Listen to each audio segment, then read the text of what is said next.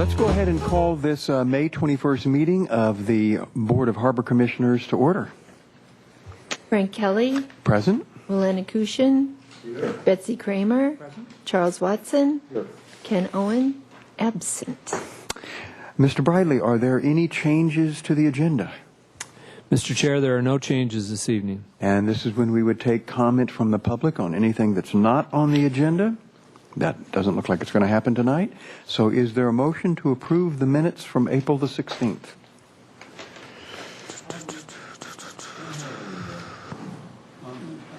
Okay. Will, you'll need to turn your mic on.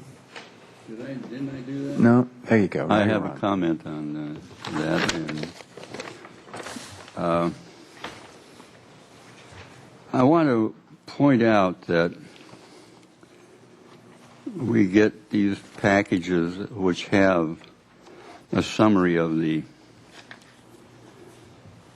business of the last meeting in the form of minutes here that we were expected to approve. And in this particular case, we have a sentence for each of the public speakers that presented their thoughts at the meeting. And then for the next, must have been at least an hour or hour and a half, there were discussions about various things that somehow got condensed to one sentence, which reads something like, commissioners discussed staff cuts, funding shift options, nexus of program shift, et cetera, et cetera, et cetera. It was not mentioned that salary and benefit reductions were discussed in lieu of furloughs and several other things that were discussed at that meeting. So I'm wondering if I realize that it has to be that way, that there has to be a condensation, but I'm wondering if we can include the TV archive of the meeting as part of the record that accompanies the minutes or supplants the minutes. That what we have here as minutes are an abbreviation or a summary of the meeting, but the actual minutes are what's on that TV screen. Anybody have a problem with that? I'll even make a motion for that. Yeah, Commissioner Anakuchin, I believe that that you could, or that could be included by reference. Exactly. Let's see. I don't think there's anything in, or what you're saying, Will, okay, so we had a motion to approve the minutes, then we didn't have a second yet, so technically we're all off Robert's Rules to orders on this. So, to finish it and do it right, Betsy, you had made a motion, okay, to approve the minutes. Yeah. There wasn't a second to that. We just went right into a discussion. So without a second, that will die. And then you can make a motion that we include that in it. And then we can go back and do it right. Is that Robert's Rules of Orders? Would that work? Is anybody going to help me here? Works for me. Works for you? Okay, so there was... Do you understand what I'm doing here? We're going to say there was no second to the approval of the minutes from Betsy. And so now Will wants to make a motion. Do you want to make it? Yes, that henceforth the minutes of the meeting of the Santa Barbara Harbor Commission include as significant minutes, or minutes, or however we want to phrase that. By reference to the television archive of that meeting. Is there a second to that motion? I'll second that. Is there any discussion of that motion? I'd like to make the observation that the TV recording is not the minutes of a meeting. It's the recording of a meeting And maybe that motion should be amended to say that as Commissioner Watson mentioned, that there's refers to the video recording for the complete recording of the meeting. Is that agreeable with you, Will?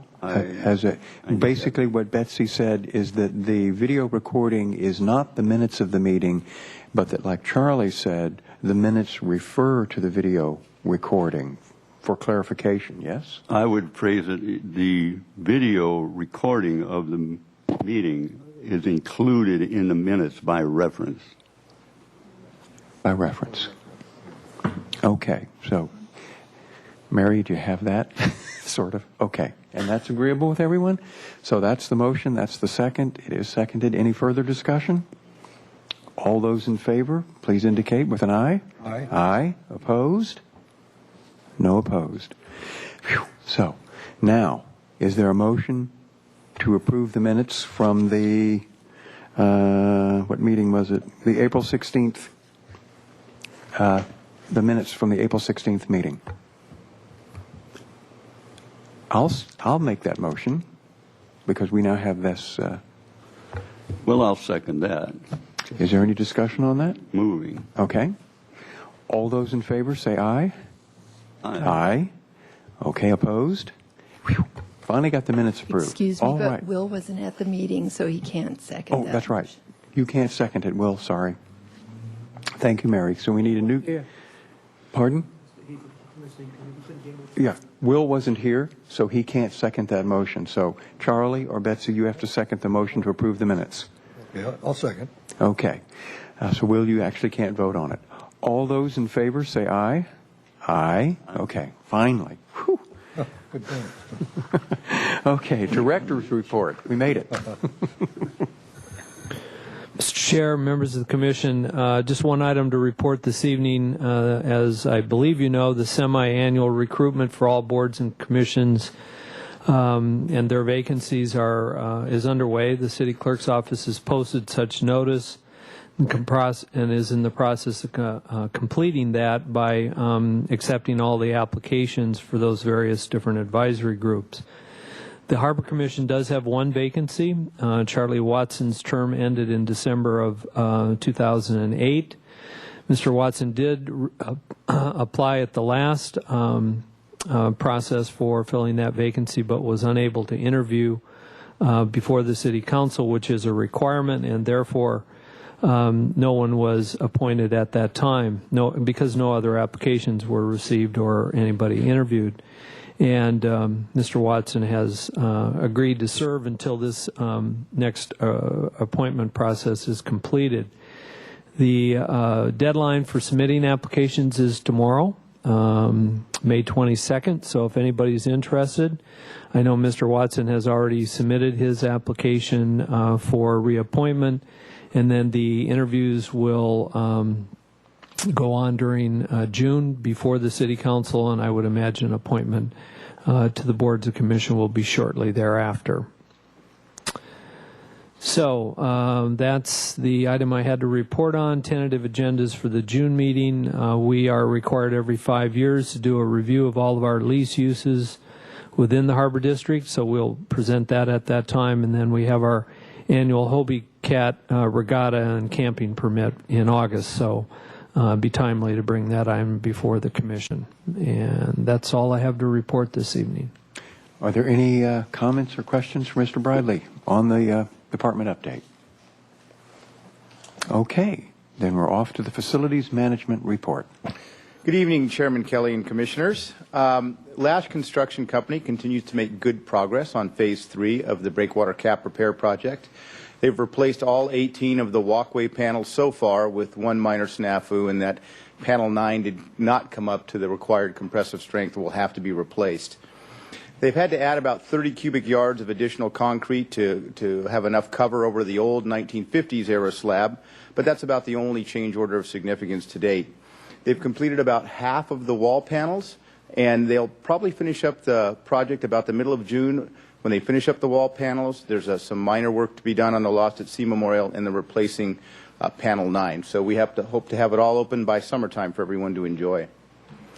AIS Construction Company completed the spring cycle dredging kind of late this year because of the visit by our whale. They removed about 84,000 cubic meters, and they removed about 50,000 cubic meters in the fall for a total of 134,000 for this year. That is incredibly low, the lowest in many, many years. They normally get about 240,000 cubic meters a year. But they did a very good job, and they moved way out into sections where we normally don't get a lot of dredging done, out by the wharf and way out by the entrance. Dredging will resume in the fall. It's the last year of a 3-year contract for AIS, so upon completion of it in the spring, the Corps of Engineers will prepare new plan specifications. They'll also prepare a new environmental assessment and get new permits. When those documents are ready for public review, I'll inform the Harbor Commission of that, because they do encourage public participation with respect to renewal of those permits and the environmental documents.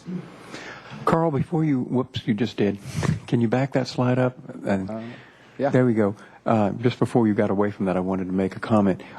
The federal channel actually goes how far in? Does it stop at it goes all the way in? To the city pier, yes. And what is the depth that we're supposed to have all the way in? It's about 18 feet. We typically have about 13 in there. It's -6 meters is typical. It gets a little bit shallower. The vast majority of the dredging is out in this area to get Right. larger vessels in. So, Do we ever have it scheduled so that the dredging will go in and deepen the fairway, basically, as it's referred to? That part of the... not since I've been there. It's a small lens of sediment to remove. It's sort of difficult to do, and the Corps primarily focuses on having adequate depth for the Blackfin, the Coast Guard cutter, to get in, Right. which I think draws about 9 feet. So with -13 feet, it's more than enough. Okay, thank you. I was going to report on the recent installation of the emergency egress float in Marina One, but I've been informed that this doesn't work. So I'm going to move on to the next item, and I'll bring it back next month, if you don't mind. Oh, please go. There we go. Smith Electric and Waterfront staff just recently completed some very significant electrical repairs on Marina One. I reported back a few months on a utility situation that our divers discovered, whereby the conduits feeding a couple of the transformers out there, specifically Transformer B from the main switchgear, which is right here, had detached from the whalers and sunk to the bottom of the seafloor. These are not designed to be underwater and created a dangerous condition. We designed a project to replace those with submarine cables, and the submarine cables were installed from the gangway to the transformer. These cables were pulled from this dredge tender adjacent to the main headwalk all the way over to the bulkhead, or to the walkway, to a tugger. Lead ropes were led through guide pulleys on the bottom of the seafloor by our divers. Each cable took about an hour to pull. It was a very significant project. It took about 1 day to switch over the electrical supply, and it was a very good example of our staff's ability to complete these very complicated and necessary repairs to major utilities.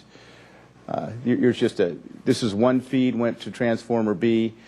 Another feed went to Transformer B and then hooked up to some existing conduits. So we did the minimum work necessary, but it was a fairly costly project and an example of the deteriorating utilities in Marina One. And finally tonight, I want to report on a dock fire we had on Marina 4. On May 4th at 7:30 a.m., Good Samaritan Paul Norrie was on the dock and noticed some smoke and a small fire under a trash can. He, along with some waterfront staff, were able to extinguish the fire and before it could spread to any vessels. These are wooden docks in Marinas 2, 3, and 4, so they indeed are vulnerable for fires. It destroyed about 5 feet of deck boards and all the electrical conduits and wires underneath that area. What had happened is somebody put something like a cigarette butt in there. It burned through the bottom out of the rusted out trash can, and as you can see, it got very, very hot. My staff has replaced all the deck boards and all the electrical conduits and wiring through there. All the trash cans are going to be inspected for integrity through there, and all of these wooden dock areas are going to be treated with fire retardant, so if anything in the future happens, it will at least give more time to go and extinguish these fires. That completes my facilities report this evening, and I'd be happy to answer any questions you may have. Thank you, Carl. Commissioner Watson? Who got to break the glass and pull the fire hose out? Paul Norrie. Good on him. Are there any other, Commissioner Kramer? I have a question, Carl. Since there was less dredge this year, will that mean possibly that the charge for dredging next year will be less? I mean, is there any possibility of that? Chairman Kelly and Commissioner Kramer, not really. They bid a unit price. They get paid for the amount that they dredge. The unit price, it's a 3-year contract, so that unit price will extend through next year. When it's rebid a year from now, that's the one opportunity for any prospective contractor to adjust that unit price. It'll probably be a little more expensive than it's been, but this particular contractor, I think, enjoys working in Santa Barbara, and hopefully will submit a good bid again next year for a comparable amount of money. Okay, I was just hoping. And one other question, one comment. When the breakwater is finished and it's open to the public, I hope there'll be attention to the dogs going out there, and it's been an excellent place for the pelicans to go much of the time. So Your comment is duly needs noted. attention to dogs. Yes, thank you. Our officers are well aware, and they'll be back on patrol. Okay, thanks very much. Carl, one other observation, looking at the fire slide that's still up. In lieu of or in addition to treating the boards, would it be at all feasible, or is it cost prohibitive to potentially put down a metal sheathing where the can sits, so that should the can actually burn and melt through, now we're on top of some kind of metal sheathing, or are we is that financially way out of bounds? Commissioner Kelly, it's certainly worth looking into. The fire retardant on the wood is pretty effective and lasts a long time, but I'll certainly discuss it with my staff, and we'll make sure that we replace the trash cans in a manner such that we reduce the potential for any fires. Thank you for the recommendation. Thank you. Commissioner Anakuchin. And I observed that a metal plate under a trash can is metal. It will rust. It will do the same thing that the bottom of the can does. May I suggest instead a thin concrete pad, which is pretty well impervious to that sort of thing. We'll take it all into consideration. Thank you. Thank you, Carl. If there are no further questions or observations, the Harbor Operations Report. Good evening, Mr. Chair and Commissioners. Well, we were all set for the 2009 Operation Clean Sweep, bells and whistles and what have you. We'd done our dive survey and we were prepared to go, but then the Jesucita fire struck our community. And although it didn't have a direct effect on our ability to remove the debris from the fish floats in the city pier, it turned out that a majority of the 45 dive and dock volunteers, plus several of our staff members who were going to participate in that event, were either evacuated in evac warning zones or hosting evacuees. So we postponed the event, and we will be certainly undertaking it same time next year. The good news is, with 1 year hiccup, if you'll allow me, the 10-year schedule, we're still on schedule to complete the project in 10 years throughout all the marinas.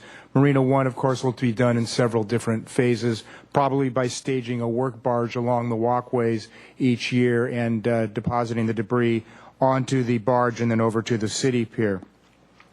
In May, on the flip side, we ended up with 3 cruise ships in Santa Barbara. We planned for 1. As you know, we've only had 9 visits since 2002.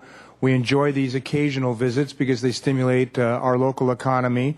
But this year we had planned for 1 in May, but we got 2 more owing to visitor traffic being diverted from Mexico due to the swine flu. Thankfully, and I give Brian Slagle, our administrative analyst, who is really our chief coordinator on these cruise ship visits, a lot of credit here. Thankfully, we pulled it off fairly seamlessly. Because we've done this drill before, we were able to pull it together on short notice. Some 5,000 people came ashore and enjoyed our community during the 3 visits, 1 each on the weekend of May 2nd and 3rd, and 1 again on May 10th. That was the Princess Cruise Lines, 2 different ships, 3 visits, and we don't anticipate any more cruise ship visits this year. And just by the way, a whole bunch of ships also visited Catalina as part of that sort of rerouting exercise. As a function of the fire that the oil spill that broke out in San Francisco Bay when the tanker hit the bridge pile up there, I think it was about 1.5 years ago. The California Department of Fish and Game's Oil Spill Prevention Response Unit was given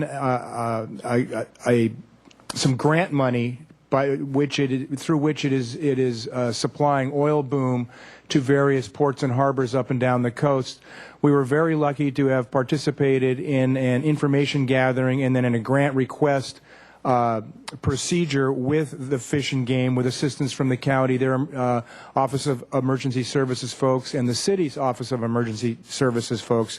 And we got a $25,000 grant for 1,000 feet of boom and a trailer. We should expect delivery of that boom, and we should undertake the training for it within the next 90 days.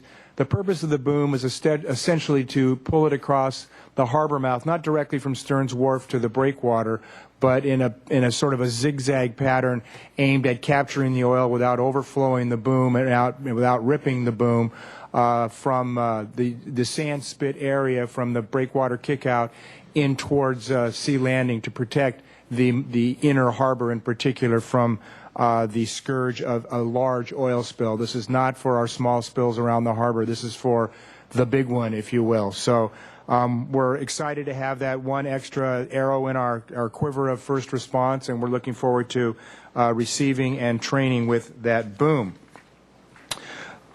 And finally, I wanted to give you an update on the East Beach moorings. You'll hear a little bit about this also in my next item on the municipal code and resolution changes. But I wanted to report that since 2006, spring of 2006, when the East Beach mooring permit program was finalized, you probably recall that we've had 3 different lottery drawings. Chair Kelly has drawn plenty of names out of the hat, and Shirley recalls this. We had an initial one we called the Grandfather Lottery for individuals who demonstrated an existing presence in the Anchorage during a window period. And then we had 2 subsequent public general lotteries, and the last of which was in October of 2007. And that one had 92 applicants' names drawn. You probably remember that very well since it took a while to draw them all. Well, I'm here to report tonight that we've gone through all 92 names over a period of time, and considering attrition in the Anchorage, some proving up and others not proving up, and some people experimenting for a year and then dropping out of the program. Right now, we have 36 individuals with permitted moorings in the mooring area out of the 46 available sites. And per City Council resolution, any time that number dwindles to 30 or fewer, we're obligated to conduct another general lottery. So for your sake, Chairman Kelly, I hope it's a while before we hit 30, and we anticipate it will be, but we will certainly keep you posted as we get near that number if we do.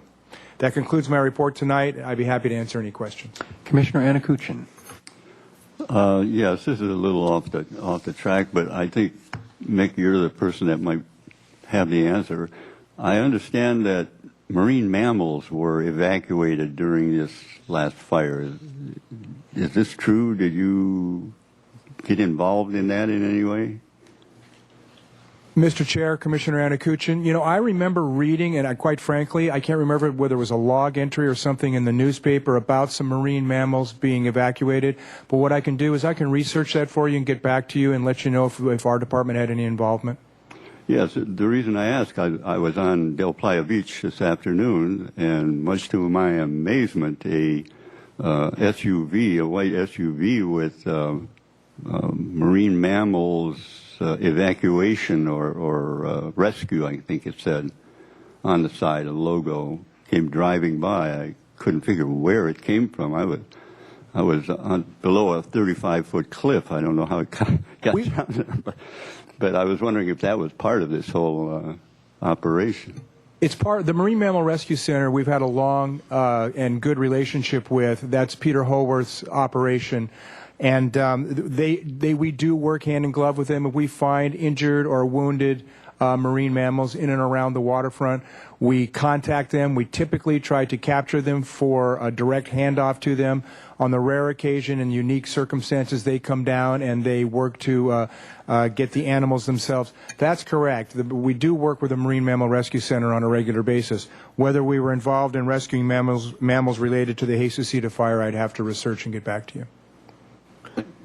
Mr. Chair, Commissioner Anakuchin, they were evacuated from Peter Horwath's home, which is where the animals are taken and cared for.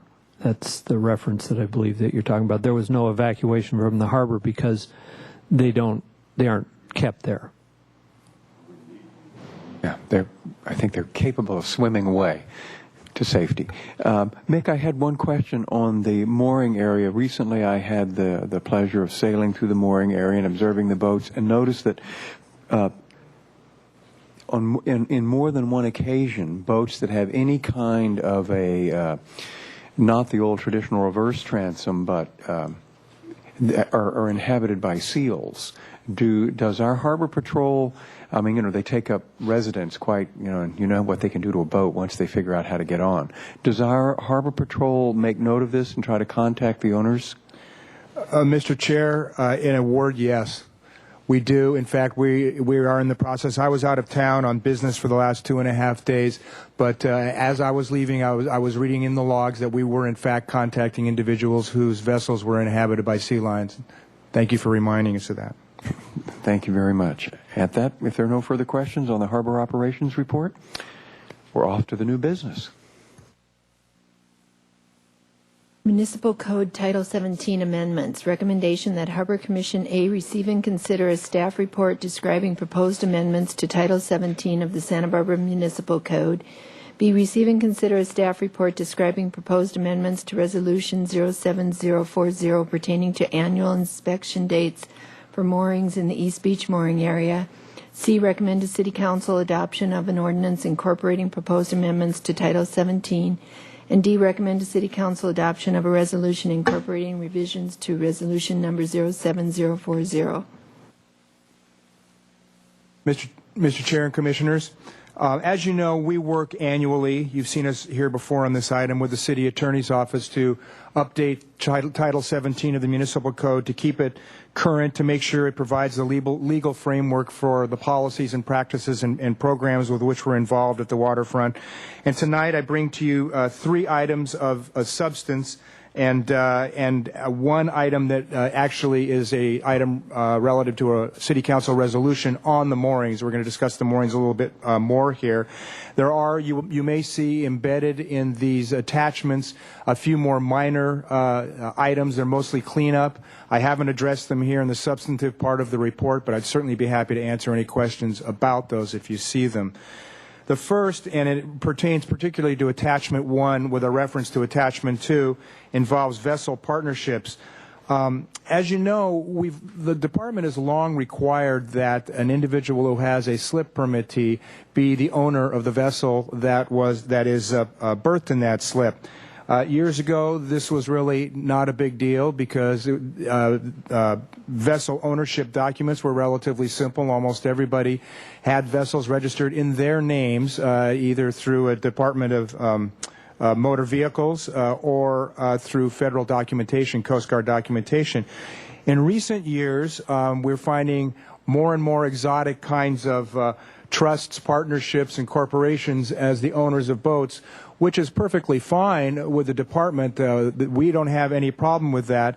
But what we do require is that, and this is really in reference to Attachment 2, we started with some cleanup language last year.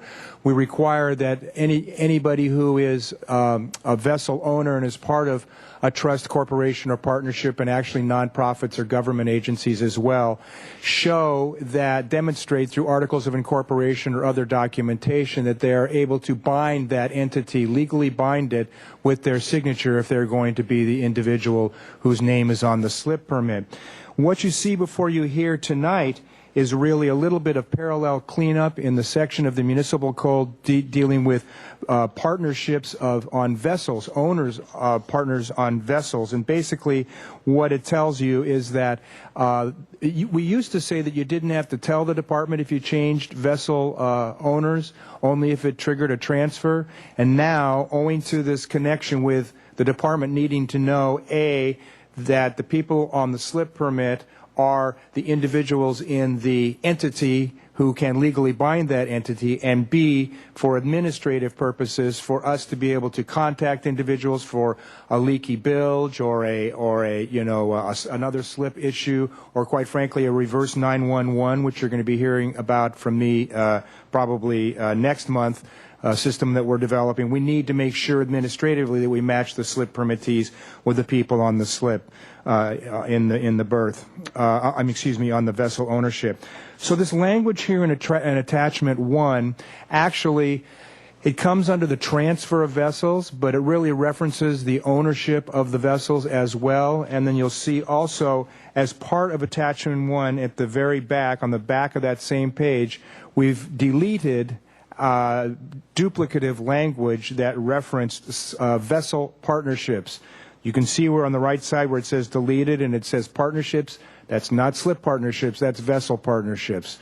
So we worked closely with the city attorney's office to make sure the language was inclusive of what we had in the vessel partnerships section, and then we've made it very clear that the department needs to be informed within 15 days of any sale or transfer of any kind of interest, a gifting, a transfer of interest, or a sale of those type to another individual, so that we can make sure that people on the permit can legally bind the entity, and that we have administrative connection with that as well. The second item is a little simpler, quite frankly, and it has to do with a slip permit termination. This is referenced in attachment 3, and really all it does, Mr. Chair, is it takes what was adopted by the City Council in 2002 as part of our Clean Water Program, now called our Clean Marina Program, that basically said that if an individual was convicted of a two or more sewage discharge violations in a 36-month period, that was cause for a slip permit termination. We've expanded the language a little bit to include violations of the contaminants, discharge of contaminants ordinance. I think that's 170106. Well, it's the contaminants ordinance. You'll see it referenced 1716-010. So that we at least have the leverage if an individual, say, were convicted of 2 or more massive paint spills or what have you, that we at least have the language in there to cover that if we need it. I assure you the intention here is not to go after folks who have 2 minor paint chips in the water kind of citations or warnings or what have you. It is connected to convictions, and it is intended for the gross polluters. And so that's really just a change that takes what was adopted by the City Council and codifies it in Title 17 of the Municipal Code. And the third major item involves the impound and relocation of vessels. And this, Mr. Chair, allows the waterfront director, to impound and relocate an illegally moored, docked, berthed vessel, what have you, to a location, to any location in the harbor district. That's the way it used to read. I apologize, but the problem is that impounded and stored vessels, especially vessels stored in the water or in our maintenance yard or other local areas, sometimes, number one, become a crowd our facilities and make those facilities unusable for their normal purposes. I refer especially to boats that have had to been hauled out and impounded and stored in our facilities maintenance yard. And so the new language you'll see would allow the waterfront director the discretion to store the vessel anywhere in the city until it is returned to its owner. We, of course, would be responsible for its security during that time, and we would also be legally responsible if and when the impound and storage fees are paid to expeditiously return that vessel to its owner. I'll stop there because I'm about to discuss something different, which is a resolution which won't go through Ordinance Committee. It'll go directly to Council. What you just heard will go to Ordinance Committee in June and then on to Council. But if you have any questions on the municipal code part of it, I'd be happy to address those now. Are there any questions for Mr. Conman? Yes, I have questions. Commissioner Kramer. I have questions on each of the three, Mr. Conman. And one is the definition of equity ownership. Okay. That could be anything from 1% to 90 to 100%. That's correct. So is that an issue? Apparently it isn't. It isn't to us, and it hasn't been in the past. All we need to know is that an individual has an equity ownership, if you allow me, and it could 1% or 99%, as you described. But with entities, the connection, having a legally binding signature connection is the important one for us. Okay, great. So and the second one on the conviction for the any sort of hazardous waste or any kind of waste, has there ever been a conviction of that in the harbor? And it seems to me that 2 convictions is quite generous, 2 convictions over 36 months. Mr. Chair, Betsy. I'm sorry, Betsy. Commissioner Kramer, yes, we have. We have had convictions of sewage discharge. We've had convictions for considerable diesel spills. We've had convictions for considerable paint spills. Really, a conviction is nothing more than it could be an infraction where the bail is paid, and that's the end of it. But we have had those. We've had an accidental sewage spill where a citation was issued because it's really important, number one, not just for sending the message, but not to ignore sewage spills in the harbor, whether accidental or not. But at the same time, it's not staff's belief that it would be entirely fair to, suggest a slip permit termination for somebody who accidentally had a sewage spill that wasn't of great magnitude in the harbor and paid their fine and moved on. But it is a reminder to them that having it happen twice in 3 years would not be a good idea. I appreciate the discretion there of not immediately going after somebody with a paint chip, as you said. And I'm wondering if this applies also to the mooring, to the city regulated moorings, if there's any consideration of that, if there's spillage there, whether they could lose their mooring. We actually A different issue and a different. Sure. No, well, it's related, and I appreciate the question, Mr. Chair and Commissioner Kramer. Yeah, the answer is yes. Actually, the way the permit, the mooring permit termination clauses are written in resolution, we have pretty broad discretion out there. And part of it is because we don't have as much routine patrol, as much direct oversight of the moorings, and so we have a whole lot of language in the mooring resolution regarding, the obeying the rules and regulations of local, state, and federal laws. And so we have the opportunity, if we were to find somebody deliberately dumping overboard, because really the discharges we've seen in the harbor, almost to a one that I can think of, have been accidental, or at least the individuals have pled that it was accidental. But out there in the mooring areas, it might be a different story if somebody was deliberately pumping overboard. So we have that latitude, yes. Great. And my last question would be in terms of the discretion of the waterfront director. You said at one point it could be stored within the city, but the way it reads, it could be anywhere, it could be impounded and stored anywhere. Is that intended? That's number A, I think. Stored in any location designated by the waterfront director. I'm sure Mr. Bradley would not. That's correct. Choose to impound it over in Santa Maria, but. Commissioner Kramer, thank you for that correction. It is anywhere. It could be outside the city limits. It seems a lot of discretion, but I assume that you would try to keep it within the city, or not? I think typically we would, but quite frankly, we have had challenges with individual recently. With a vessel that's had to be impounded several times, and it has caused a lot of difficulty in the waterfront, a tremendous amount of difficulty, and it's not impossible that an individual might go find their vessel within the city, and also it might be less expensive for us, better security for us. There might be a range of reasons for us to be able to, and less easily located by the individual, to store it in an area of our choosing that may or may not be within city limits.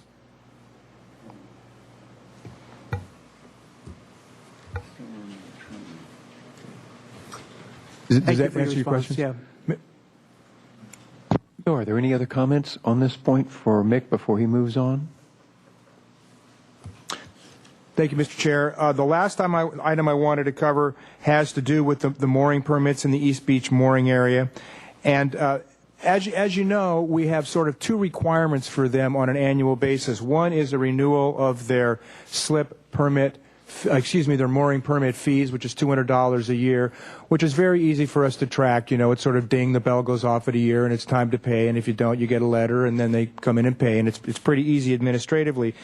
The other is to have the annual inspection of their moorings by a city-approved mooring inspector. And that has proved more difficult for a number of reasons. The timeliness has proved more difficult. Number one, sometimes permittees tend to lag on that because it's an expense or an inconvenience. The other reason is sometimes the weather prohibits timely inspection of the moorings.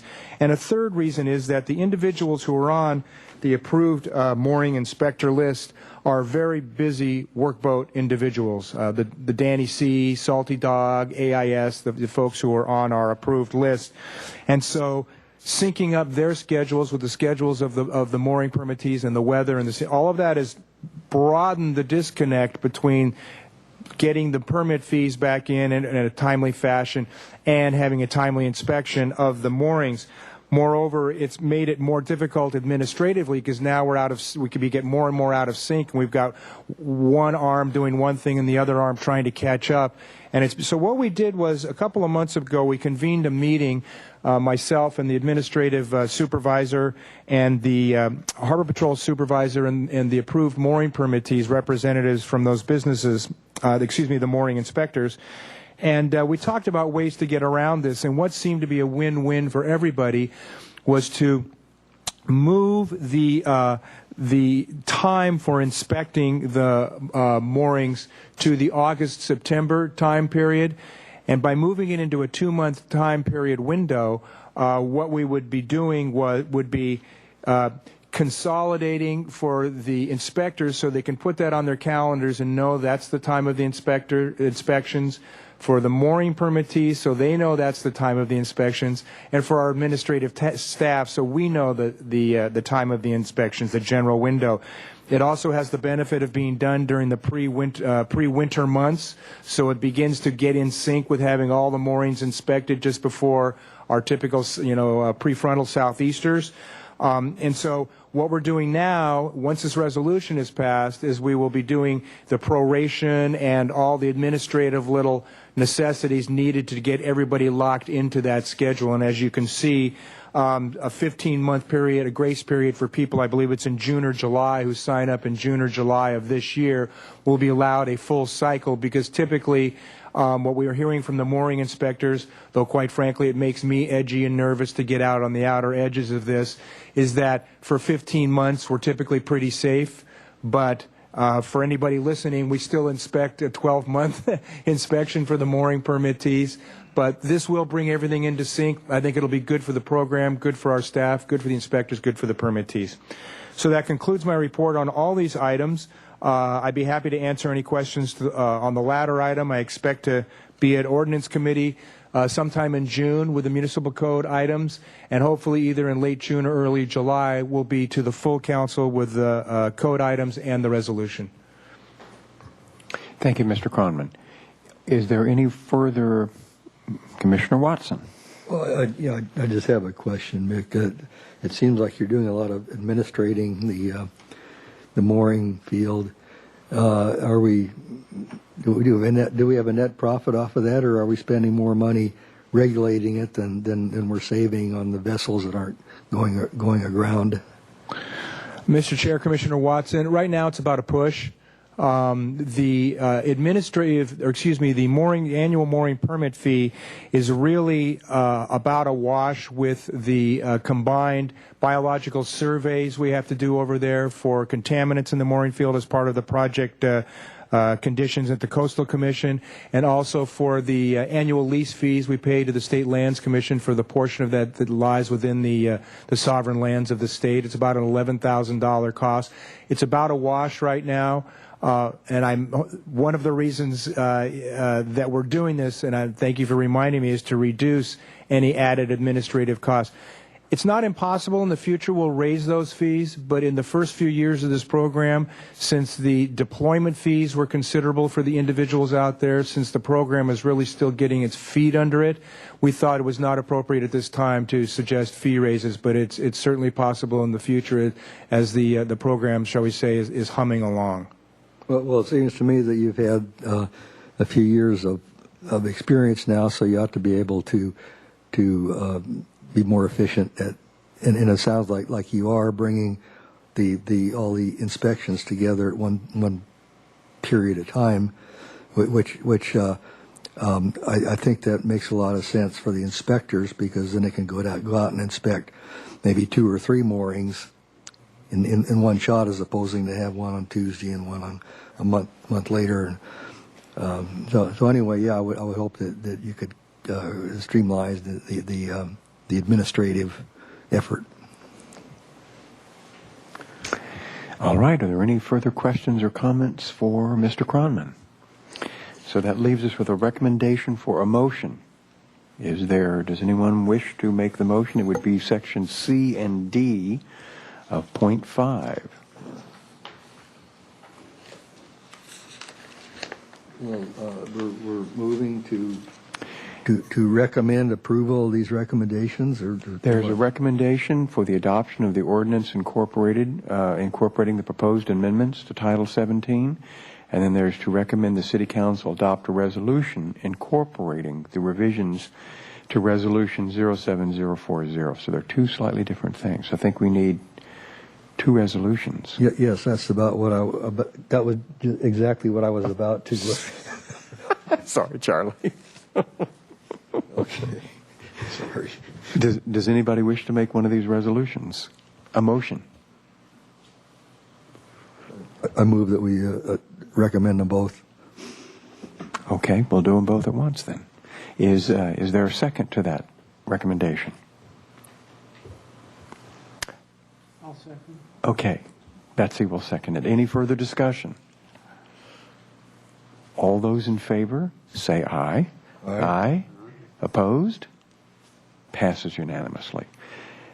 Charter amendment proposal. Whew, we're moving along. Mr. Chair, members of the Commission, I'll make this presentation.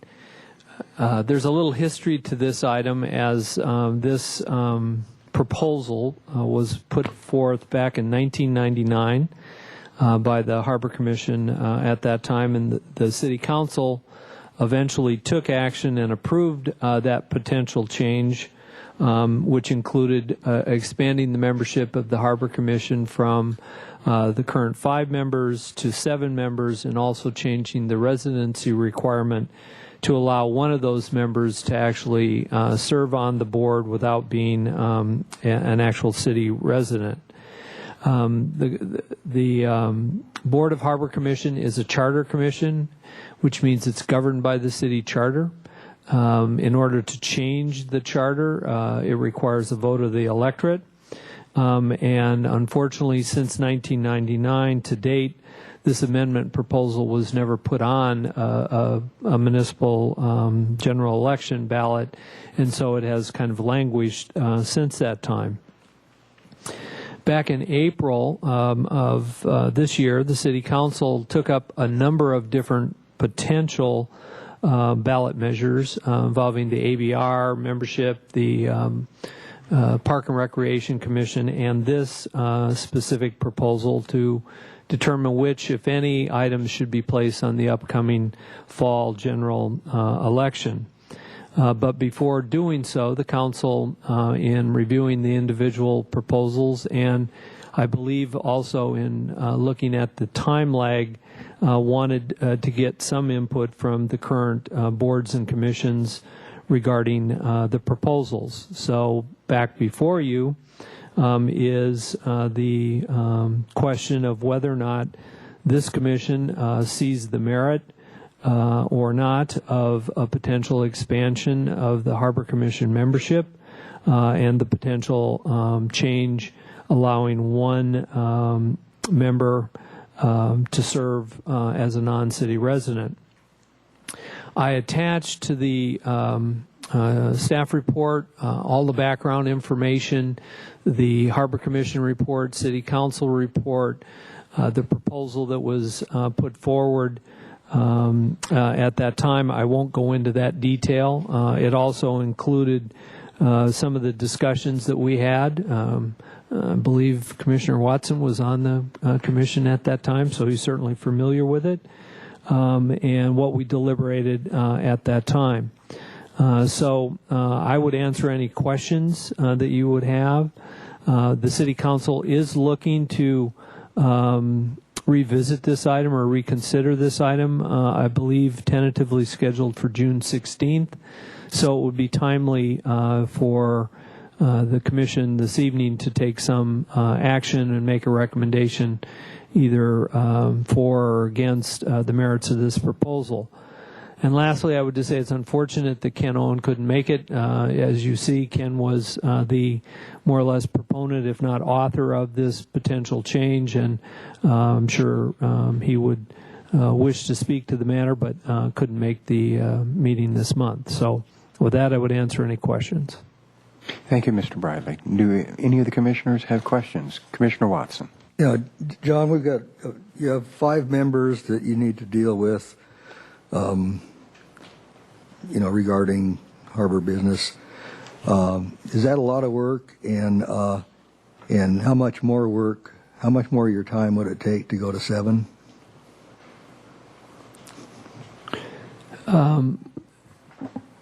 Mr. Chair, members of the Commission, I guess I would answer the question this way. I think it's part of the job. I wouldn't classify it as a lot of work. It's something that we do monthly. So the staff, including myself and the managers, Mary, produce a packet, and we look to items that are appropriate for you to take action on. So I consider it part of the process. Increasing the membership from 5 to 7 would just mean more packets to produce, number one, distribute that to the members, but the quantity of the information would really not be any different, I don't believe. I don't think it would add a significant burden doing just that with having 7 members. I don't obviously speak to all 5 of you every month about the agenda items other than at the meeting. Occasionally I get emails or questions from you individually before the meeting and talk about that, and I'm sure the staff does the same. It would add potentially 2 more commissioners to answer questions or provide information to, but I wouldn't put that as an exorbitant amount of time spent. I think our jobs are more focused on just the daily operations than we are the monthly action. Any further questions or comments? Commissioner Anakuchin. Mr. Chair, I don't know who to address this to, but I posed the query of what would be the benefit of increasing the number of people on the commission from the standpoint of efficiency of operations, from the standpoint of profitability. Is that even an element in this? We seem to talk about the expansion of the commission as a possible negative effect, but what I'm asking is, what is the positive effect of it? Mr. Chair, I guess I would only make reference to the proposal that was put forward back in '99. I don't think anything's really changed from that standpoint. At that time, we did have a number of individuals that were interested in applying for the commission. There were more applicants than there were seats. So the benefit would allow for a greater participation of members of the community that want to serve on the Harbor Commission. I think that was one of the goals. I don't believe there's any matter of profitability. There's no economic pros and cons here from that standpoint. The charter as it's currently drafted, if you read it, was drafted a long time ago, and it makes reference to a department that was singular at that time. It was the Harbor Department. We're much bigger, we're much broader in our roles and responsibilities now. We cover Stearns Wharf, which at the time the charter was drafted did not. We cover all of the parking areas. So the Harbor District is much larger in scope than it was before. So I believe the author of the proposal was looking at the membership being larger to better serve, if you will, all of the components of what the department now has purview over. The non-city resident component, which isn't really focused only on the expansion but was part of that, serves to allow someone who lives in Carpinteria, who has a boat in the harbor. A good example is our commercial fisherman Mike McCorkle could not serve on the Harbor Commission and in the capacity because he's not a city resident. So I think those were some of the pros and the cons that were being considered at that time. Commissioner Kramer. To me, it makes sense to have a non-city resident, or at least one, but I'm not sure what the reasoning is to expand it to 7. I would agree with Commissioner Anakuchin what the purpose is at this point. Maybe there was a purpose in 1999, but I'm not seeing one now. Well, Charlie, I'm going to go ahead and throw some comments in. I've served 7 years now, I think it is, or is it 8? I forget what it is.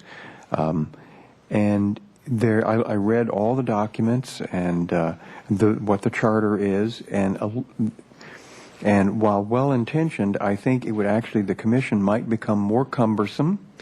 In the time that I've served, we've had lots of different subcommittees, standing and appointed ones, that we've had to deal with items that come up. I'm very pleased with the work that Commissioner Anakuchin and Commissioner Watson have done on the Marina One expansion, which is probably one of the biggest projects we've had.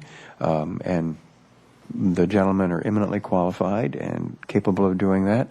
I do think that there's merit, in my opinion, on opening up to one of the seats can be a non-city resident, because I think that has merit all the way around. That would be a good thing. But many of the other arguments that are made don't seem to stand up. And it's interesting that the two business associations, Stearns Wharf and the Harbor Merchants Association, tended to support the notion of opening it up to one of the positions to a non-city resident, but both did not support increasing it from 5 to 7. That'll make it a little more difficult to have a quorum. The quorum will move up to 4, not 3, et cetera, et cetera. So I think the commission is, as drawn with 5 members, serves well, but that opening it up to a non-city resident for one of the seats would be a good idea. That's my comment. Who was next? Charlie, you had a comment. Yeah, you were first. Mr. Chair, yes, I recall that one of the perceived benefits, at least in opinions of one commissioner, was that if we expanded to 7, then we would have equal standing with other commissions in the city that had 7. I think it was sort of a we should be like them thing, and I argued against that. My argument at that time was that we're a smaller with 5, a commission of 5 that were efficient, and I may have used the phrase lean and mean, but although we're certainly not mean, we're very pleasant people. But I continue to believe that 5 is the right number. It works well. It's not broken, and why mess with it? That's basically my take on it. I am in favor of bringing in a non-resident, because we are a regional resource, even though we are city-owned and operated. And I do think it would be beneficial to bring in a non-resident member of the commission. Commissioner Anakuchin. I take it then someone from Salina, Kansas can come and sit on the board? Is that what you're suggesting? Well, I'm not That's opposed a to that. facetious way I of don't. saying we should really pin that down a little better than just Well, saying I not don't know. A slip holder is a slip holder, even if they live in Chicago. But I can't imagine the city council appointing someone that might be here on on an irregular basis. Okay, so that's the discussion. Is there any further discussion on this? Any other comments? Let's see. What would we do on this? I'm going to be wild and make a motion on this. From what I've heard in the discussion from the commissioners, that I believe what the commission would propose is that, and I know this amendment, this charter amendment was approved by a previous commission, but I believe this commission would like to amend that expansion, given the information that's here and the sentiment on the commission, to that we appear to be happy with the 5 commissioners, but that we would like to amend the charter to allow a non-city resident to be one of the 5 commissioners. And so I would make that proposal, if that's possible. Well, if that's a motion, I'll second. That is the motion. So that we stay at 5, but amend it so that one of the 5 can be a non-city resident. And that's a second? It can, but not necessarily. Can, but not necessarily has to be. Correct. I like that. Is there any further discussion on this point?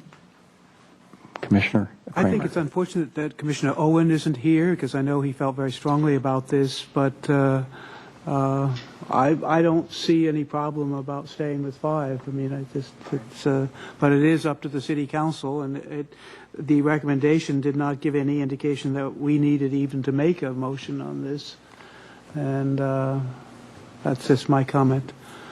Okay. I believe that they were asking for our opinion, and so if we give them that opinion as a motion that says we like it at 5, but do this, then that gives a clean signal as opposed to discussion. Any further discussion on the motion? All right. All those in favor say aye. Aye. Opposed? Passes unanimously. I think that takes us up to the Harbor Lawn, no, the Marina One, item 7. Marine One Department of Boating and Waterways loan. Recommendation that Harbor Commission A receive a status report on the Marina One replacement project, Phase 1, and B recommend acceptance of the approved $5,501,000 loan in terms from the Department of Boating and Waterways for Marina One replacement project, Phases 1 through 4. Chairman Kelly and Commissioners, Marina One is our largest marina in Santa Barbara Harbor and has 592 slips. About 520 slips were constructed in the mid-1970s, are depicted here in yellow in A through P fingers, that's 16 fingers. There was an addition in 1998 of 3 fingers, QRNS, about 70 slips. As you can see, the slips built in 1975 are very old, and we hired Cash & Associates to do an evaluation of A through P fingers in 2006. They found that there was quite a bit of deteriorating concrete and quite a bit of damage to the utilities. They're suspended in water and degraded by moisture and created hazardous conditions, which I have reported to you repeatedly over the last several years. Major projects just to improve those. Cash also provided some examples of similar docking systems and how they've deteriorated over time. This is Santa Cruz Harbor a couple of years ago, slightly more advanced state of deterioration. Newport Harbor, very, very bad, almost unusable. And then the ultimate structural collapse, this is in Channel Islands Harbor. All of these harbors have been replaced, but are an adequate prediction of what our docking system could look like without replacement over time. Cash recommended replacing Marina One, A through P fingers, in 10 phases. There's several advantages to that. One is it you can service the debt on a loan, or you can pay for it incrementally as opposed to all at once. You displace fewer vessels at any one time. A project of this size would probably take 1 or 2 years. You'd generate no revenue from during that time, so it could be very, very costly all at once. So we hired Cash to go ahead and design Phase 1 and Phase 2 a couple of years ago and to move forward. Unfortunately, we didn't receive adequate funding to build Phase 1. We pursued funds, which I'll describe in a little bit more detail in a little bit, but there wasn't enough to move forward, so we kind of put the whole project on hold. Over the past year, Scott Reedman and I have been working with the Department of Boating and Waterways and receiving assurances from them that they were going to recommend additional funds to build out several of the phases, let alone Phase 1. We directed Cash to go ahead and complete the plans and specifications, and we've put this project out to bid. We prepared a detailed schedule at that time to just put the whole project in perspective and predict when we could build it out. This is a Gantt chart that you typically find for construction projects. Some of the highlights or key milestones are bids are due June 2nd. That's a week and a half. We had a job walk yesterday. 23 people attended, 8 general contractors, I believe. So we've got quite a bit of interest in this project, like we've had in all our projects lately. If everything goes according to plan, we'll open bids June 2nd and award a contract sometime in July. Once we do that, we will probably hold some additional subcommittee meetings for Marina One and engage the boating public, specifically those slipholders in Marina One, to go over specific details like the schedule that's coming up and the vessel displacement plan. We held a couple meetings in the past that were well attended and seemed informative and helpful for the boaters to understand this project. So I can assume this process will begin again. There's 2 key elements to this project. One is the landside construction. There's quite a bit of utility work to be done, specifically for electrical feeds. That'll take place behind the 132 building, our offices. A new transformer will be installed, new switch gear, where we wind up, we'll drop Southern California Edison, our service provider there, have new meters, trench all the way around the building and get it back out to the water to feed the new replaced marinas. The next biggest thing, of course, is the waterside construction. We think that the landside construction could happen in the fall of this year, 2009, and the waterside construction, which consists of the actual replacement of the docks, the gangway, and the utilities, would happen in the winter of 2010. And that's that's our best prediction according to that Gantt chart. Department of Boating and Waterways, we've reported several times, loans money to public and private marinas. They have a fund referred to as the Harbors and Watercraft Revolving Fund. They collect gas taxes and some vessel registration fees, and it's been a very beneficial program for many, many years for ports and harbors throughout the state. They loan money at a reasonable rate, 4.5% fixed for 30-year term. They allocate the funds for the entire project at one time, and in this case we're defining the projects, as I'll describe a little bit more, as phases 1 through 4. And you can draw upon the funds as needed, which is the equivalent of having a home equity line of credit. You have all the money kind of dedicated to you, but you only borrow what you need at a time, and you only pay for that at any given time. The debt service is typically just the interest only until the project is complete, and as I stated, that would be phases 1 through 4. We applied for a $6 million loan in actually fiscal year 2007 and fiscal year 2008. We actually went to the Department of Boating and Waterways and had a hearing before their commission. Their staff had actually increased our estimate to $6.7 million for phases 1 through 3. It was a DBA cost estimate that was a little bit questionable with respect to its accuracy. Regardless of the amount we applied for, they only allocated $720,000 at the time. Phase 1 cost estimate is $2.5 million. There clearly wasn't enough to move forward, and it sort of stalled the project for a year. In this past year, we have worked very closely with our staff. We've revised the cost estimate for phases 1 through 4. That's an attachment in your package this evening. And Scott and I attended a hearing in Sacramento on Tuesday where they considered and approved an additional $4.8 million for this project, phases 1 through 4, a total of $5.5 million. First 4 phases. Phase 1, as I previously stated, is the main headwalk, approximately $2.4 million. Phase 2, O&P fingers, $1.2 million. Phase 3, N fingers, $600,000. And Phase 4 is L&M fingers, $1.2 million.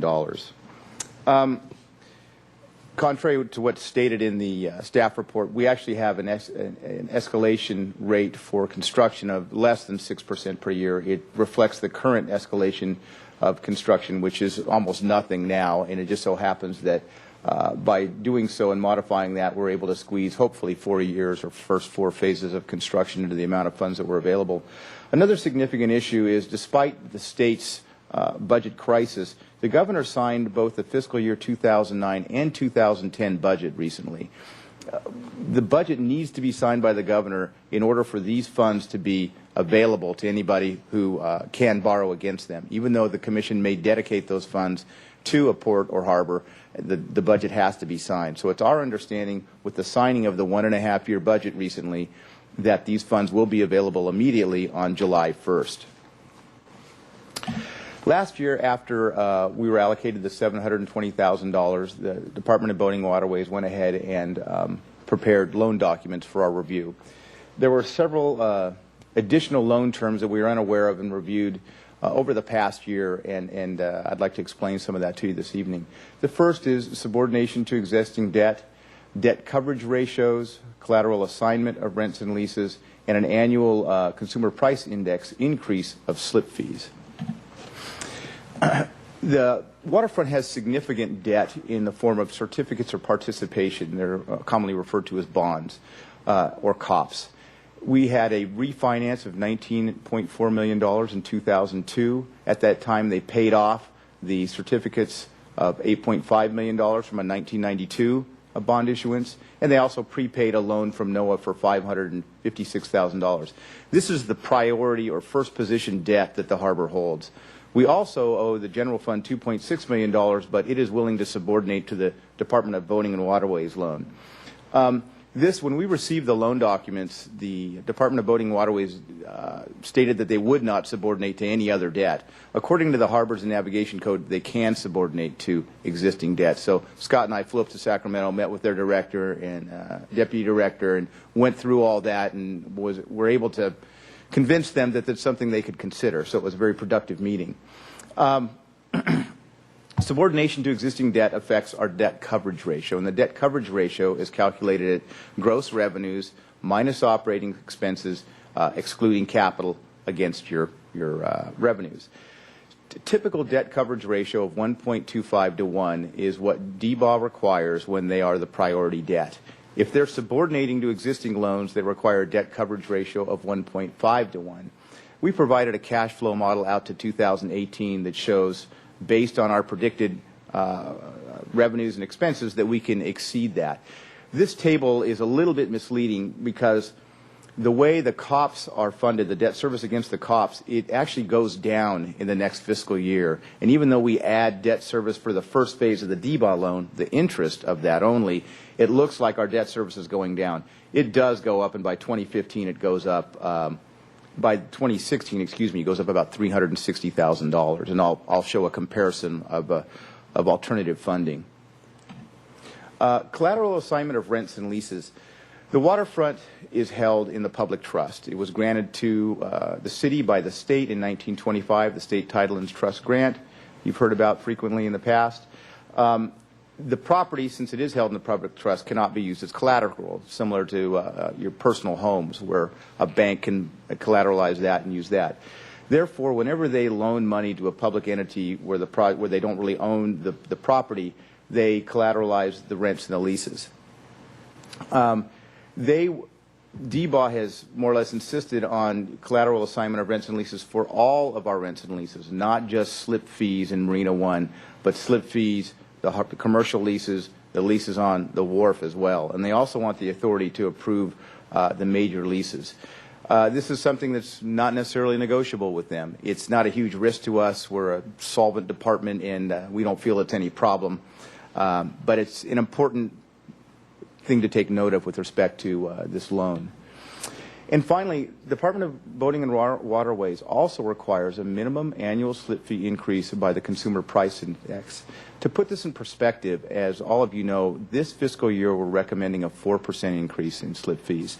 It's mainly to help offset reduction in revenues and increases in expenses for various reasons. Also, our cash flow model assumes a 4% increase in 2011 and a 3% increase in fiscal year 2012. Those are just for the cash flow model. We're only looking at a one-year budget, and those may be adjusted depending on revenues and expenses and lots of things. Typically, in the past few years, we've done 2% per year.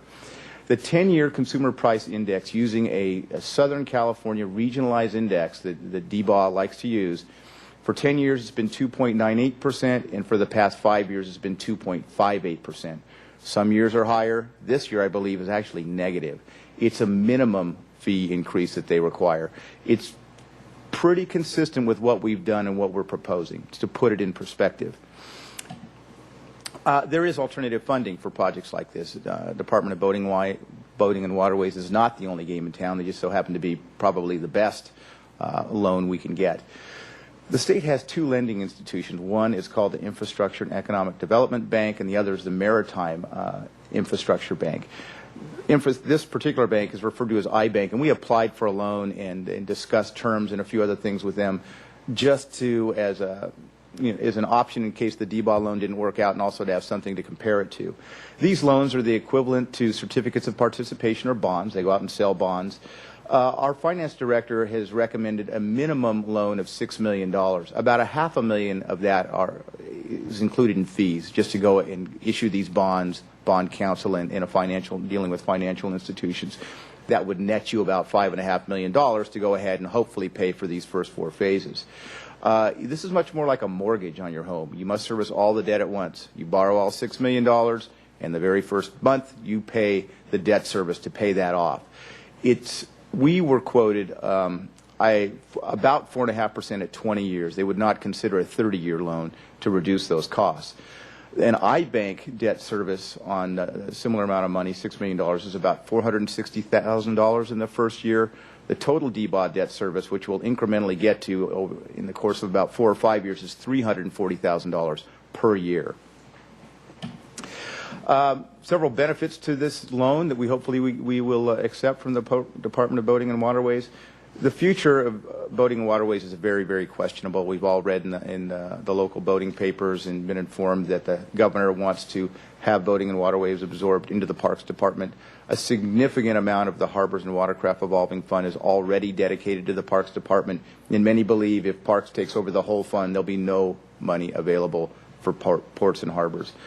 The loan terms are excellent. Getting all the money obligated at once and being able to service the debt incrementally as you draw down on it is, it doesn't get any better than that. There's an excellent bidding climate right now. I've reported to you our past 2 major projects, the Breakwater Cap project and our City Pier Heavy Timber project, came in well under budget with many, many bids. And yesterday, 23 people attending the pre-bid job walk is another sign that contractors are hungry, and hopefully we'll be able to take advantage of this good bidding climate. The docking system and utilities are deteriorating very rapidly. I've reported to you repeatedly in the past. So with a 10-year build-out, 10 phases, 1 per year, in 10 years, it's going to be in very bad shape, we think. So we'd really like to get started. And the debt service has been anticipated in our 6-year cash flow. So as we've been preparing budgets, even the last 2-year budget, we had projected this out into the future. So this isn't a new expense that we haven't already absorbed or considered. And therefore, we feel it's a very good loan to take advantage of, and we'd like to move forward with it. And with that, we would recommend that you recommend acceptance of the $5.5 million loan and terms from the Department of Boating and Waterways for the Marina One replacement project for phases 1 through 4. I know I covered a lot very quickly there, and I'd be happy to answer any questions you have.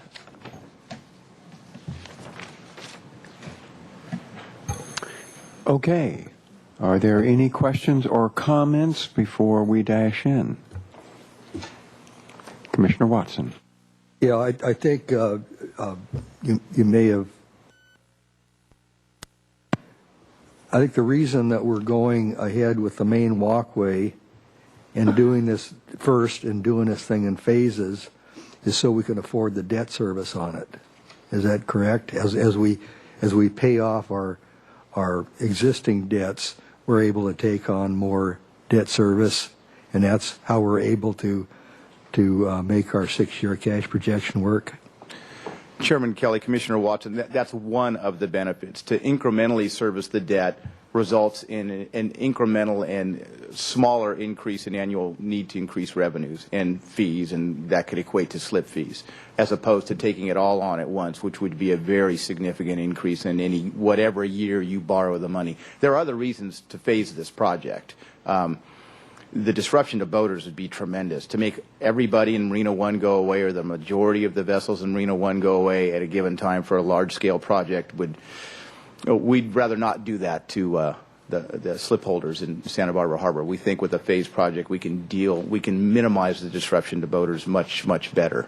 Well, and I'm not sure that's entirely the case. Where I'm going with this is if we let the contract all at one time in a very favorable, bidding climate, and the contractor would still phase the project, and he'd still keep most of the boats in place while he worked on individual fingers.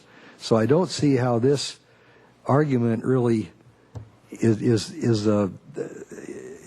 makes or breaks the deal. I think what I'm getting at here is have you done a comparison of doing it all at once and taking advantage of the current bidding climate, as opposed to doing it piecemeal like we're planning to do, to bid jobs out serially as we go by, and then live with whatever a bidding climate we have. And so my question is, am I correct in assuming that the reason we don't do it as a single contract is because we can't afford the debt service? Am I on the right track here? It would be, yes. That would be a very compelling reason. You could afford the debt service if you raise slip fees high enough to offset that debt service, and that's what happens. Yeah. No, I guess where I'm going with this is where's the analysis of the two options? We didn't consider it specifically, other than to look at borrowing all the money at once and servicing all the debt at once. We pursued the cash flow model consistent with a phased approach and incremental servicing of the debt. We didn't do a cash flow model to service all the debt at once, if that's your question. As far as the feasibility of constructing it all at once, there's a major problem with doing it all at once. Dealing with the utilities all at one time is a very significant effort. Sure, you could do one finger at a time, but until you can provide all of the utility service at once, it would be like a mooring field. They'd have no utilities until they incrementally brought the utilities online. Well, what am I missing here? I mean, the first thing the contractor would do is replace the main headwalk. Okay, so you got the utilities in, and then you do like we're going to do anyway over a period of 10 years, as opposed to doing this over a period of 10 months or 20 months or whatever it's going to take to do it. You do the same steps, you just do them one after another, as opposed to doing this job, getting it done, going out to bid on the next job, getting it done, over 10 years of pain and misery. Convince me that we couldn't do it that way because we couldn't service the debt service by doing it all in a shortened period of time. Is that basically what you're telling me? Mr. Chair, Commissioner Watson, if the Commission wanted us to do an analogy similar to this, then I think it would have been advantageous for us to have heard that that's what you wanted prior than this evening. We have always been of the opinion that a single contract for one contractor and to pay the debt service on that and to construct was not the preferred method of proceeding with this project. We've been talking for 2 years of a phased approach. I believe you were on the subcommittee, if I'm aware of that. And I don't know that at any time were we asked to do a comparison of that type of construction in comparison to the phased approach that we were taking. So the answer is... I think I have mentioned it, by the way, but nonetheless, I would have thought that you, well, never mind. Why wouldn't you look at, okay, we could do this or we can do that, and so I assume that you have considered that, okay, there's no way we can afford the debt service all at one time. I assume that's what's driving this. Otherwise, why bring these other issues in? Commissioner Watson, to put this in perspective, if you went forward the way you've proposed, we would have to borrow and service the debt all at once. That would be the equivalent of, to put it in perspective with slip fees, an increase of probably 12 to 15% in slip fees in 1 year. $460,000 in 1 year or $340,000 is about 10%, possibly more depending on how you do it. If you did the whole project like that, you'd be borrowing $10, $15 million. It'd be much, much more than that. We felt as staff, we discussed this in great detail, that we wanted to be consistent with the nominal slip fee increases we've had every year on the order of 2%. Unfortunately, this year's a little higher, 4%, 3%, might be by the CPI, that would be much more acceptable to the boaters from a financial standpoint. That's one compelling reason why we've gone forward. I don't believe it's quite as simple as perhaps others may have presented to you as far as rebuilding the marina while keeping all the boats in there, or many of the boats in there.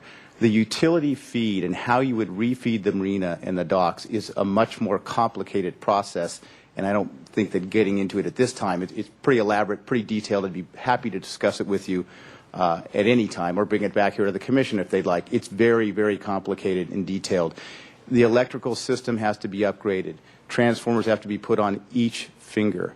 To do that incrementally is going to be much less disruptive to the boaters. You would essentially take the entire marina offline throughout all of the construction, and that would probably be at least a year. It would probably be longer.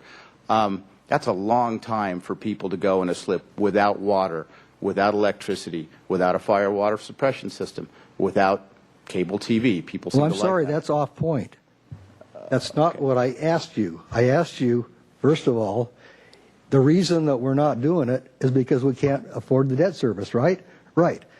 Now you're saying, well, no, we couldn't do it anyway because we couldn't do the main walkway and then phase it exactly how you're going to do it over 10 years, but we can't somehow do the same thing in a shortened time frame.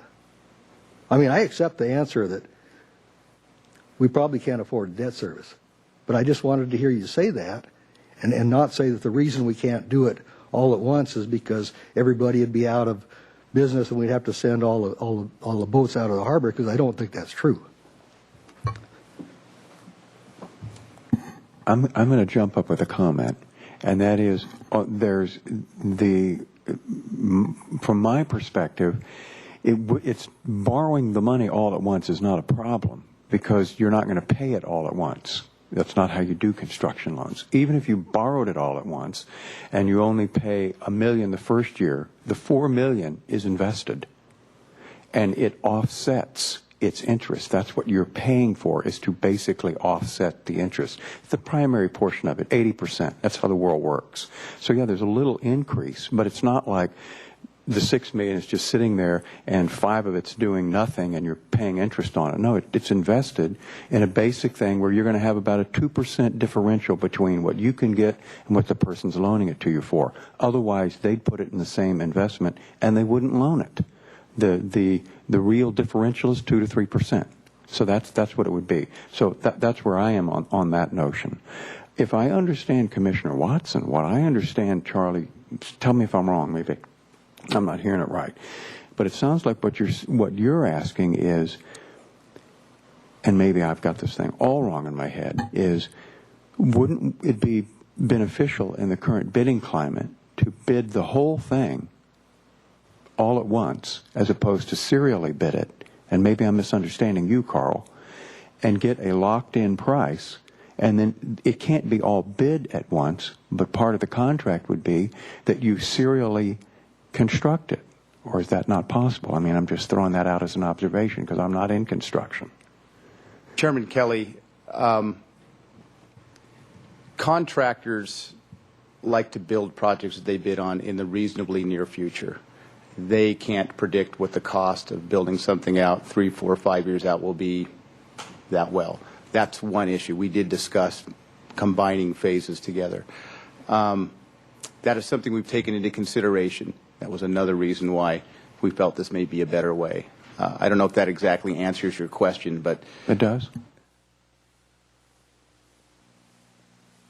Commissioner Anakuchin. Yes, Mr. Chair, Mr. Triberg, I have a little bit of experience in this matter of letting bids for incremental pieces of work. It's not construction, mainly scientific inquiry. But it's been my experience, I don't know whether this is universal, but it's been my experience that in a bidding frenzy, in a situation where the bidders are very hungry, you will find that they will bid low with the anticipation that change orders will bail them out. And the advantage that I can see in this for incremental funding is that if that is what is happening, that can be terminated and another shot taken at it. Whereas if you have signed on with a project for the whole shot, you are at their mercy when the climate changes a little bit. And if that's anywhere like what happened in construction, you should take that into account. It makes it very difficult to predict what your ultimate costs are going to be, but I can tell you that mechanism is there. It has to be dealt with. Okay. Carl, I don't want my personal, this is just me, I'm not speaking for the commission, but my personally, I want to, this is a huge project. I don't know if there's been a bigger project in the harbor, so I don't want you to think, everybody, that I'm raining on you. I'm just bringing up these concerns. One of the things that I have is I was unaware until this presentation of D-Boss strings on their loan. Just when I got the packet, I was a little alarmed to suddenly see, whoop, here come the strings. And it almost always does. That's when the strings get revealed, is at the last moment.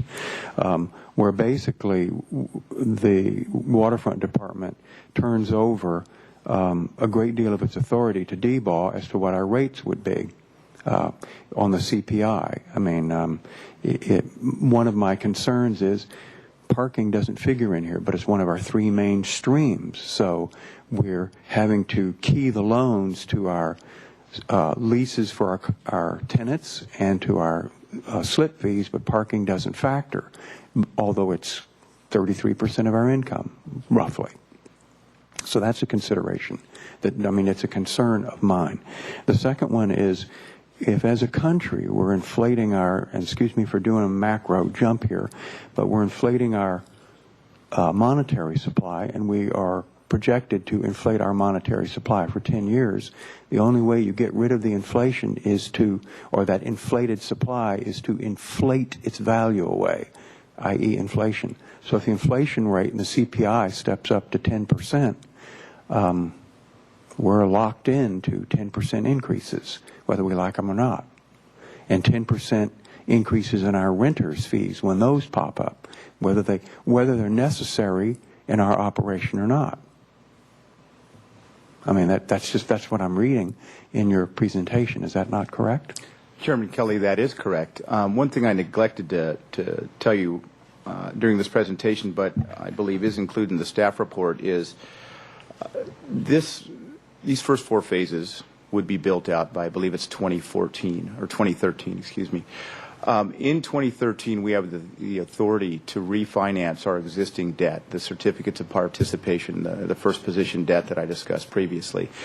Our goal would be that we do have options a few years out where hopefully we won't see CPI increases of 10% or anything like that in the next 4 years. And if we wanted to continue moving forward, hopefully there'd be a good, within the next 2013, 2014, 2015 would be a good time to renegotiate all the debt. Another thing I neglected to mention was we've borrowed $7 million from DBA between 1963 and 1985, I believe, and paid it all off with the first bond issuance in the mid-1980s. It's a fairly typical way to deal with something like this: get the money, get the project started, absorb it into a better loan, a bigger loan, perhaps done with other departments in the city. That's how they used to do it here. So we're thinking long. We're trying to figure out ways to fund this out into the future. But you make some good points. There are strings attached to this money, like there are to many loans. iBank didn't provide us any assurance that there'd be any fewer strings attached. It almost seemed perhaps like a more restrictive loan with a lot of money going towards fees. That's why we felt this is perhaps a good alternative right now. It's good money that's available now and may never be available to us again, regardless if we can agree or disagree on how much we build at one time. Those were compelling reasons why moving forward and accepting these loan terms didn't seem so erroneous or overcommit us so that we would be restricted from operating or improving capital into the future. Does that help? That helps. Just for further clarification, because I know, John, your hand's going forward. So my understanding then is, even though this would move to a senior position in our debt portfolio, we are not prohibited by the terms of the loan from folding it into other loans and basically escaping DBA's provisions in the next, when we do the COPS at the next available instance. Is that what I hear you saying? Yeah, you'd pay it off with the next big bond. We pay it off, exactly. and now then that'd be done, no more strings attached. Whatever strings the COPS would have, just like we have now. So it's a whole nother. Yeah, so we do have some, options. we have ability to get out from under it if it turns out to be something that isn't what we expected. Okay, thank you. That answers my question. Mr. Chair, first of all, just clarification, it would not be a senior position. The cops will remain in a senior position. This will be subordinate to that. Our leases all have a CPI factor in them, all of our leases, so that the CPI would go up every year. If it goes to 10%, it would go to 10%, just like it would be required on slip fees. And parking is part of the debt service ratio that Carl pointed out. It's not exempted from this. In order to get to that 1.5 or above, we had to include our parking revenue. They didn't necessarily put a string on it that you have to increase it by CPI, because it's not really I think an easy way, because we'd be talking about cents. Right, it'd be debt. Right. So parking is not escaped in any way. It is part of the debt service ratio, nor are our leases escaping this. They have a CPI clause in them. If we get to 10% CPI inflation, we'll be doing business in a much different way than we are currently.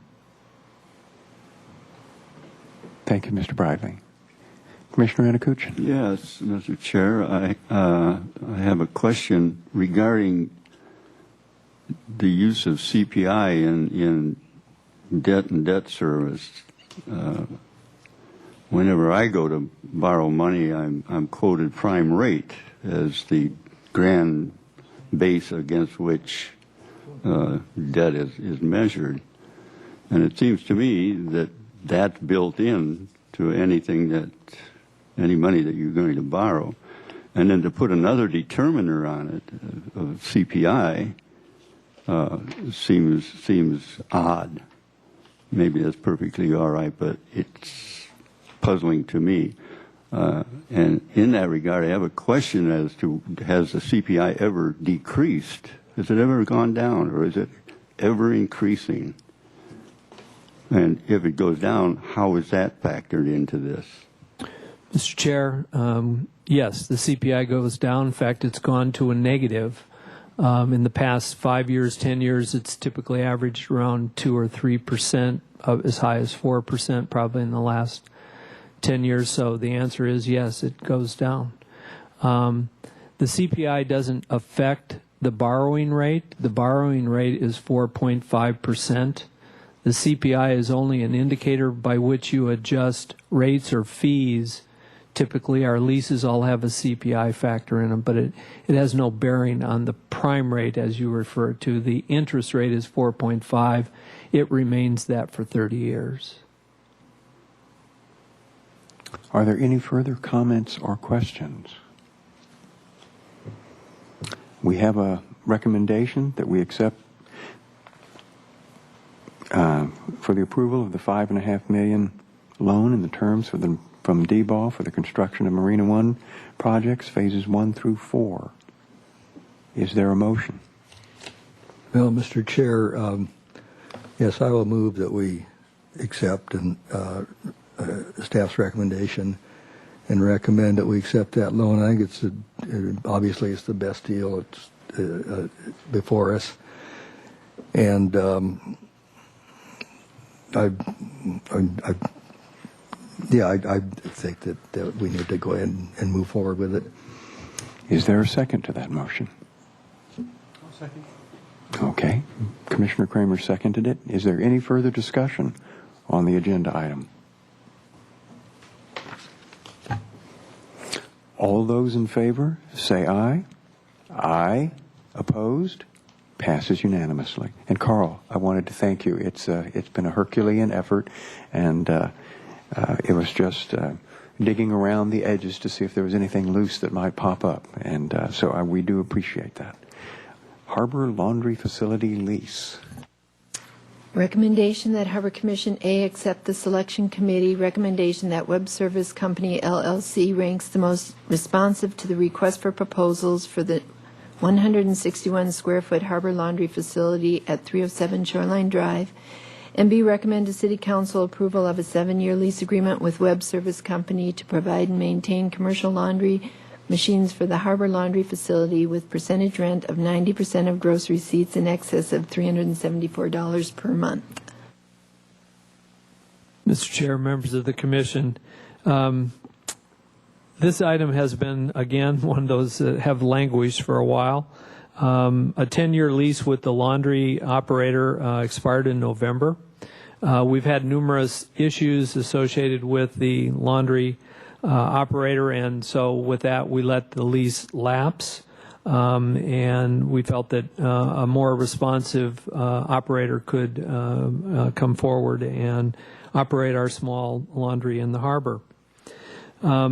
Based on that, we did provide official notification that the lease would not be renewed in May, and the tenant has been operating since that May of 2008, has been operating on a month-to-month until we found a different way or a different operator. We brought this item to you and kind of talked about different ways that we could consider operating the laundry. One would be a new lessee and basically put them responsible and go through a request for proposal process. Or we could purchase the machines and basically operate the facility ourselves.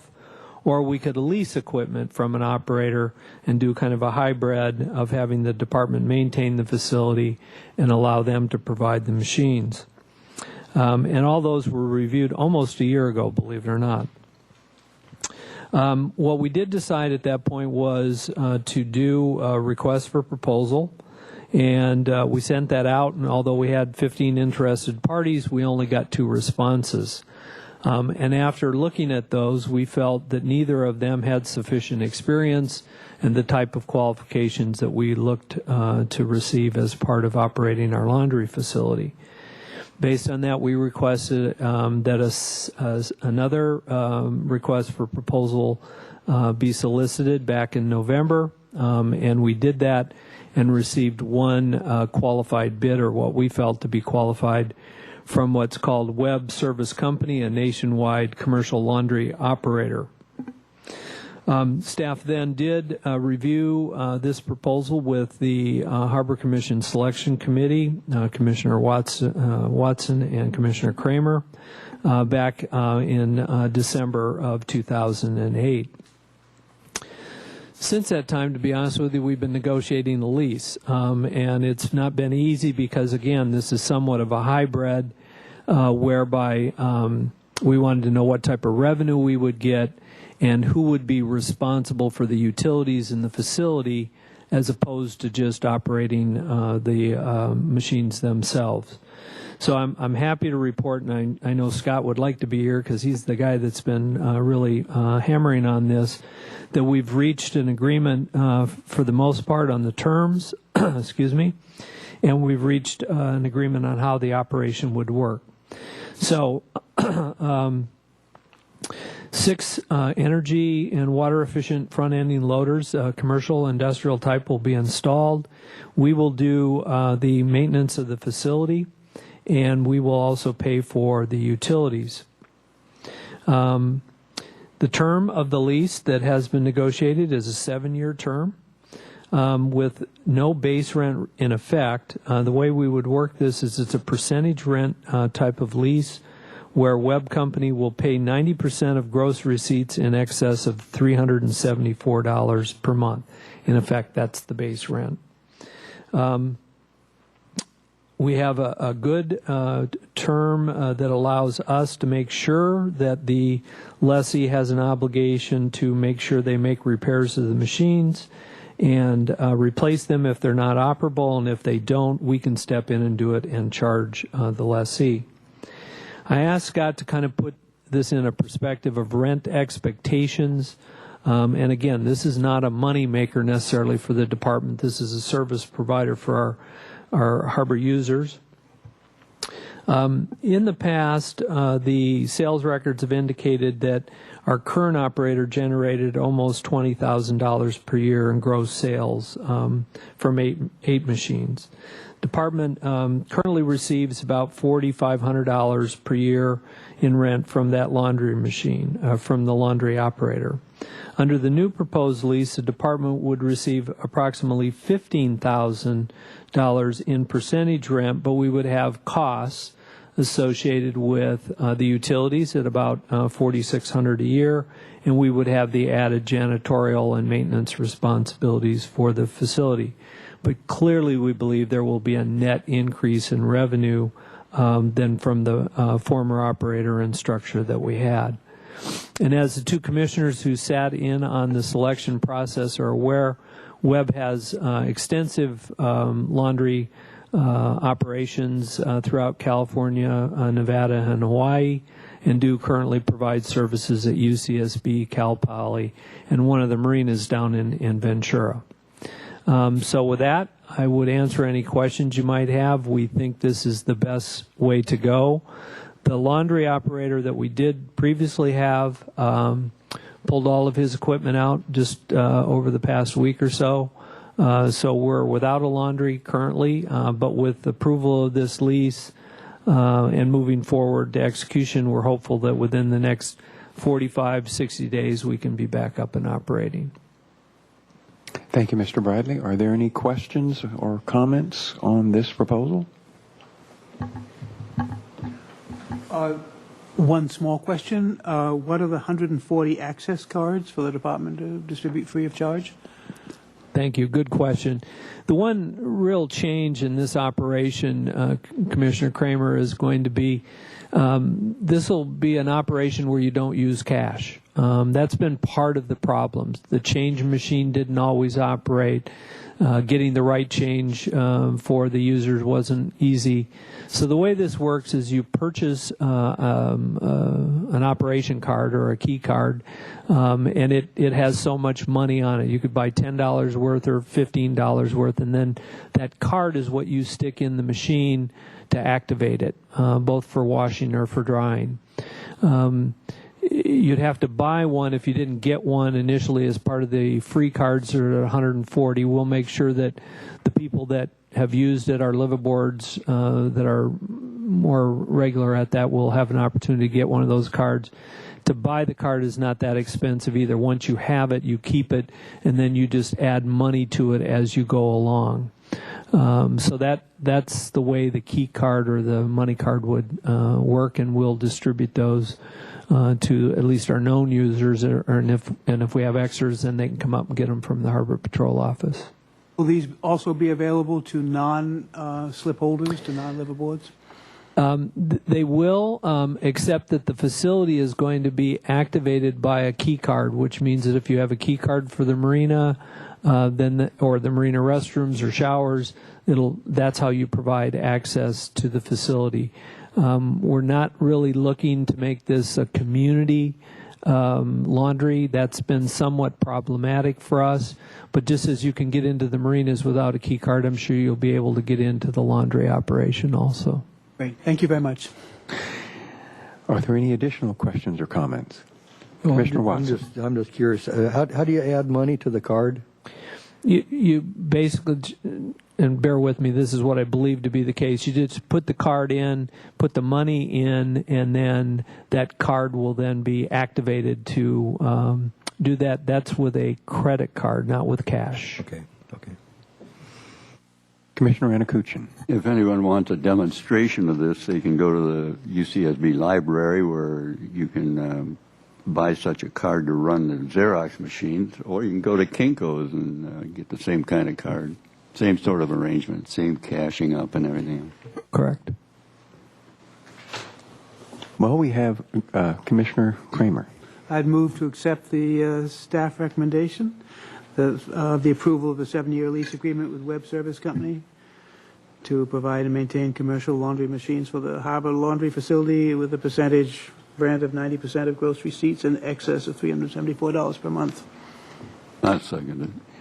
Any further discussions or comments? All those in favor say aye. Aye. Opposed? Passes unanimously. Item 9. Yeah, let me introduce this item.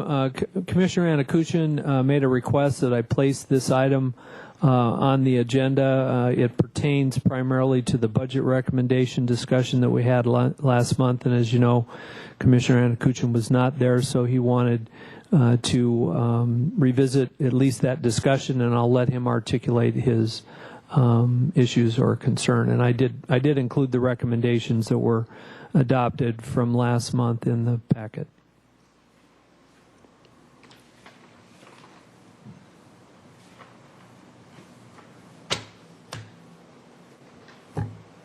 Mr. Chair. Oh, excuse me, Commissioner Anakuchin. Sorry. Mr. Riley, the most succinct thing that I can say to characterize the request was that pursuant to a comment that you made at that meeting after all the presentations were done, that the Harbor Commission made recommendations for a budget and the staff would present a budget to the City Council which would not necessarily be the same as the Harbor Commission's recommendation. I'm simply asking for a clarification to illustrate what the differences you anticipate would be so that we know what's happening.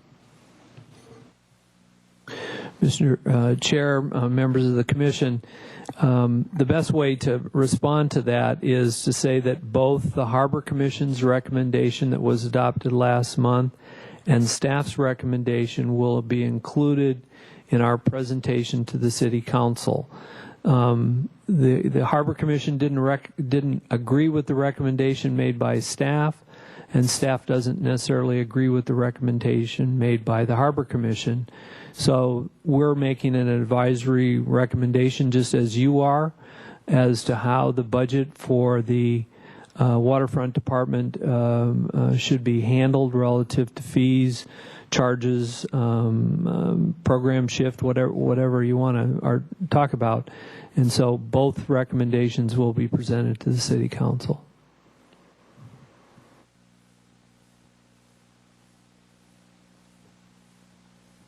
Commissioner Anakuchin. Well, I think we knew that. What I was asking was, what would the differences be in the two recommendations? Can you anticipate how the staff recommendation would vary from what the Harbor Commission recommended? Mr. Chair, members of the Commission, the recommendation from the Harbor Commission is to strongly recommend to the City Council that a program funding shift to the waterfront department enterprise not be used as a budget balancing strategy due to a negative impact on visitors, residents, and harbor users. Staff will not be making that recommendation. Moved recommendation alternative to the program funding shift, allow the Waterfront Department to privatize landscaping services. One component. Another component, assume the responsibility for 3 additional restrooms for maintenance and repair. Another component, pay 50% of the 4th of July costs, exploring cost offsets such as parking event surcharges, etc., and decline the Waterfront Department's funding of seasonal beach lifeguard program. Staff will not be making those specific recommendations to the City Council. We'll be making a recommendation similar to the one on and in your packet, where the fees and charges that we discussed over the last 2 or 3 meetings will be the way to address the proposed budget, both from a revenue and expense standpoint. That'll be the differences.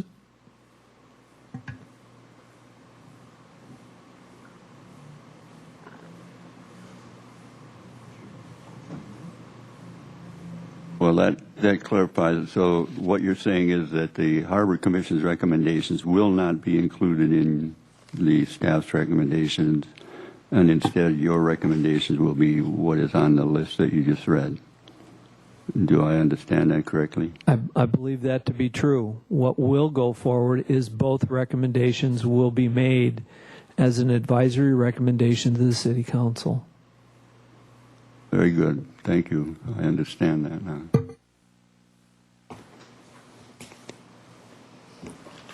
Any further questions or discussions on point number 9? All right. I think that takes us up to Commission staff communications. Have none for this evening? Is there a move to adjourn?